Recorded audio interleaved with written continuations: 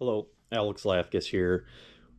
This morning I went and did a little upstream streamer fishing and wasn't very good. I moved some fish, but whatever. Beside the point, frankly. What I wanted to do was show you guys a few different techniques fishing upstream. So on the Boardman, small river. So it actually I moved more fish going up than I did going down. Did they turn on? Did I finally get on the right color? What was it? Or in that narrow river, did it make a difference? So, I'm fishing stuff. I like the little tungsten stuff. So I'm tying these little mini envy things that there is a video soon coming out with it. A little bit of tungsten, little olive was the best this morning. This is just a zonker with a little, I don't know if you can see, but it's got a little wiggle tail off the back. Just to get the length on a hook gap I like. 7.5 foot 1X on a floating line. You can approach things a little differently. You can hit it at different angles. It can be a pretty effective way to fish it, especially if you're fishing some of those deeper holes that are pushing mid-river. Kind of fish it like you would a nymph. Whatever, sometimes you can run that fly more parallel to those logs longer. It just gives you a little different approach angle. And in those small rivers, it can be a good program to try in low water situations. Today it was better than going down, but hopefully these tips help you out and give you something to think about. Thanks for checking it out.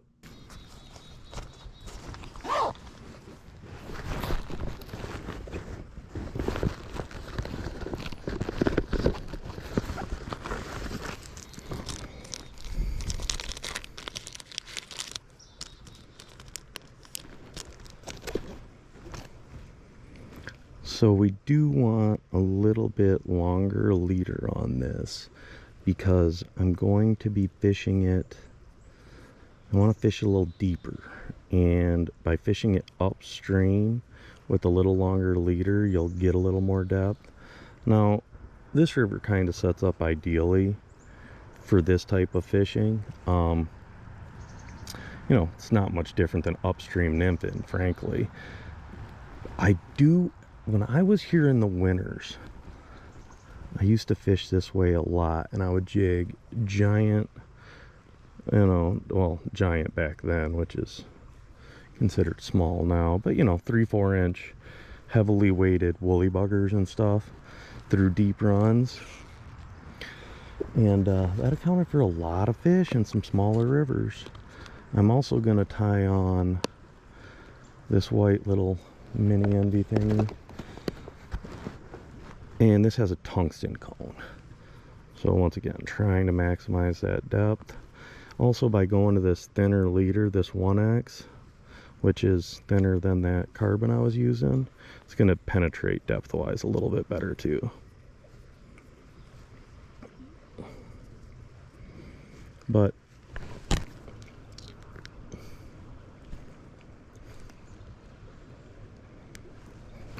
so you're geared up and ready to go. I was afraid it would suck today, but whatever. This is more about technique than anything else. If main focus is catching fish, then I would be out here on a rainy September day and you would catch fish, but it's not that time of year. So when I'm fishing this stuff upstream, I'm kind of still looking for the same types of structure, but I'm going to kind of it's a lot more dead drift and letting it fall. You're almost fishing a lot of those nymphing type runs. A lot of what you're doing too is keeping an eye on the tip of your line and seeing if that thing darts. So I've kind of given it, like I blew through this spot, so it's probably trashed.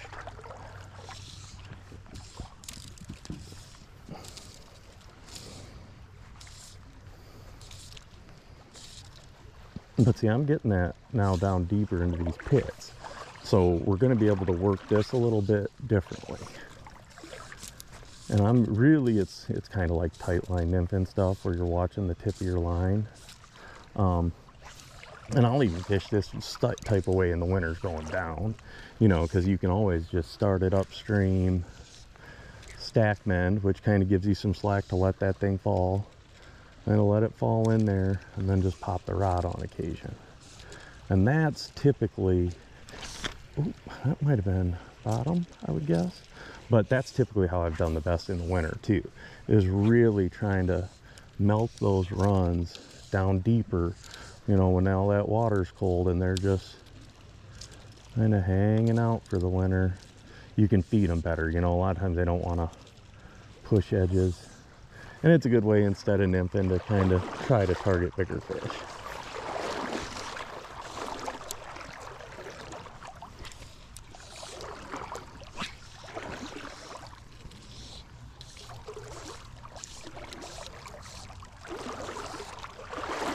You can also pick at some of this stuff a little better going up. You're gonna miss fish, but whatever.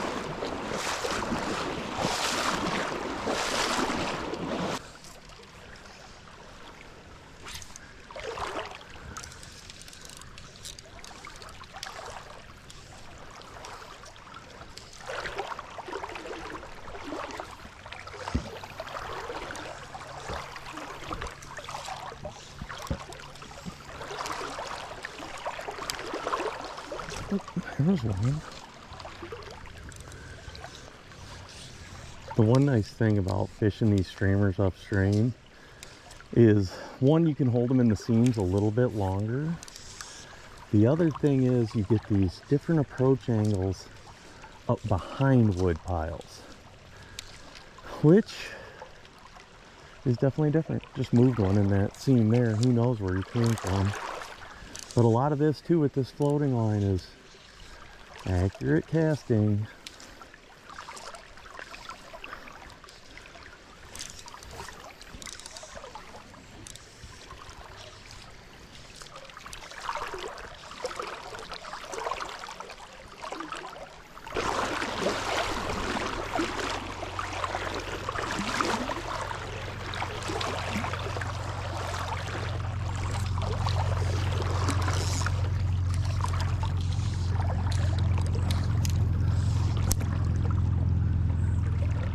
So these are the type of spots.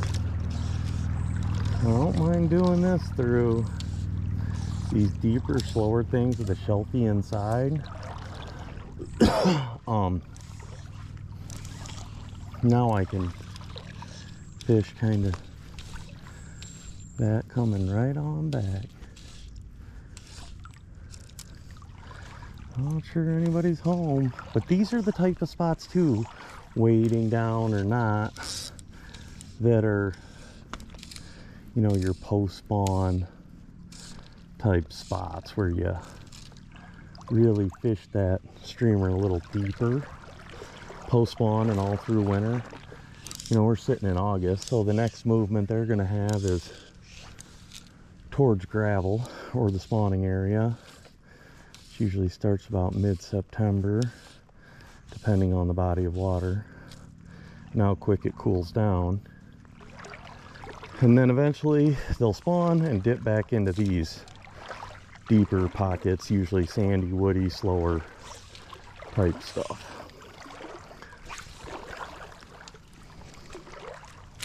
Stackmen, let her fall a little, wiggle. See, I'm fishing that white, I'll know if something moves on it. Definitely you can run an indicator too, I just don't typically. And here I'm using that belly of the line. I got a big belly, but that's what's going to hook the fish too. You know, it's having that ability to go with the belly and slide that hook in their head. I want to run one right off that gravel drop too. Right up in there.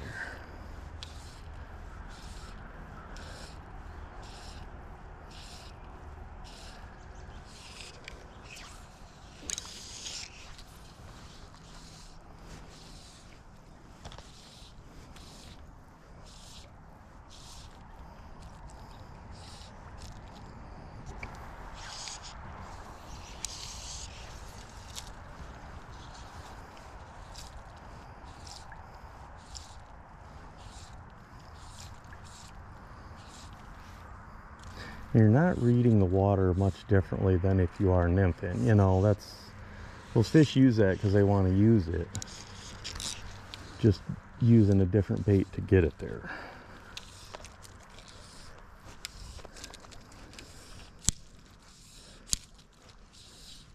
And nothing.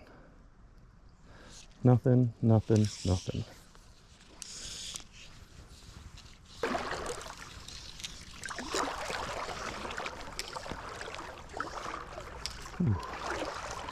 Ooh. And that right next to that log under there. Well, just maybe.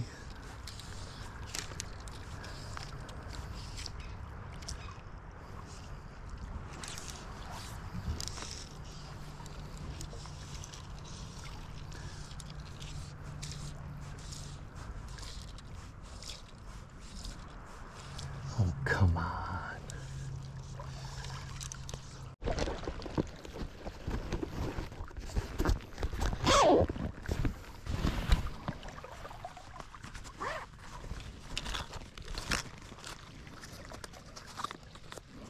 Lucky cigarette time. I think I am moving more stuff on the olive though, and I just put it on, so that was probably stupid. Proud sponsor, Circle K. Now, if you can't fish while smoking a cigarette, you probably need to practice both. Or just don't smoke. That would be the best idea.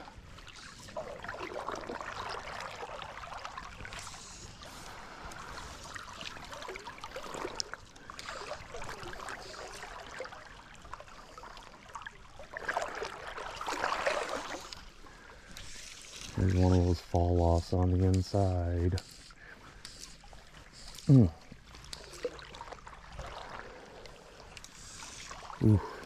Oh. But that is a definite night fishing spot. And they'll use it in high water and stuff like that. Even this time, you know, this has got enough gradient. It's deep enough there that it wouldn't surprise me to see one there in middle of the day, early morning, whatever.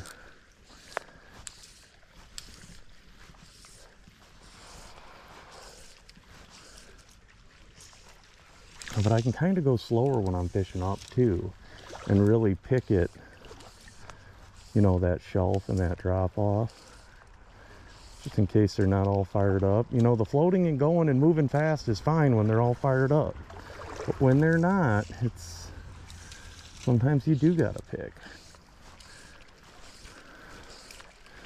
Well, that's just one of those things you gotta do when you're guiding. You know, you're constantly trying to adjust to make sure you have a successful day. What's successful? Well, that's a lot of that has to do with who's fishing and their expectations and their ability.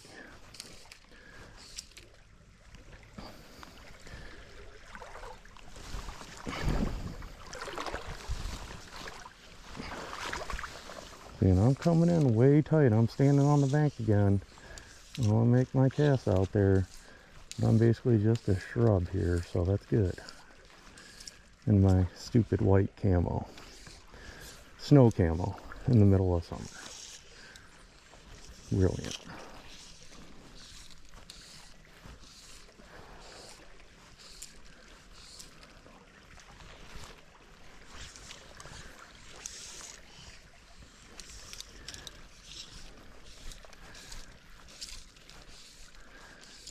Oh, nothing wants to come off that shelf. Oh, that's not fun. That's beautiful there.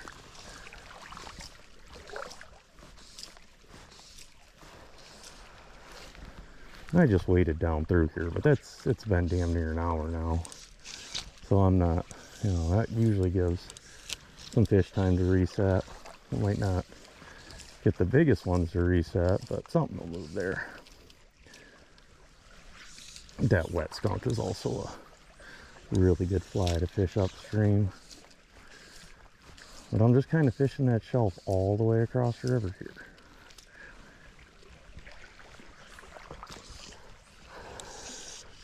Start on the inside of it and work your way out.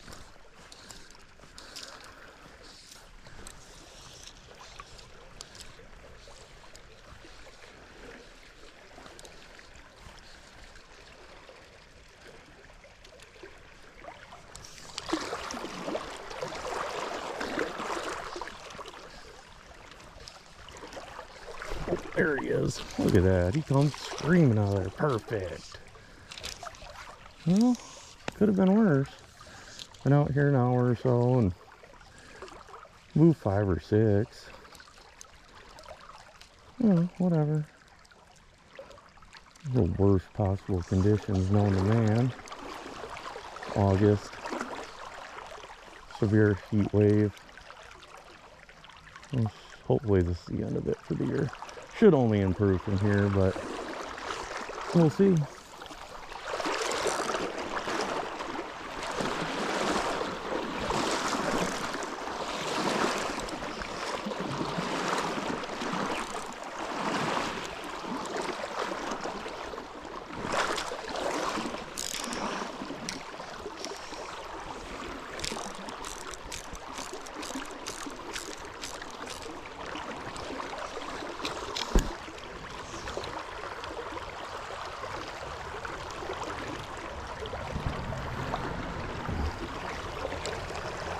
We're out of here.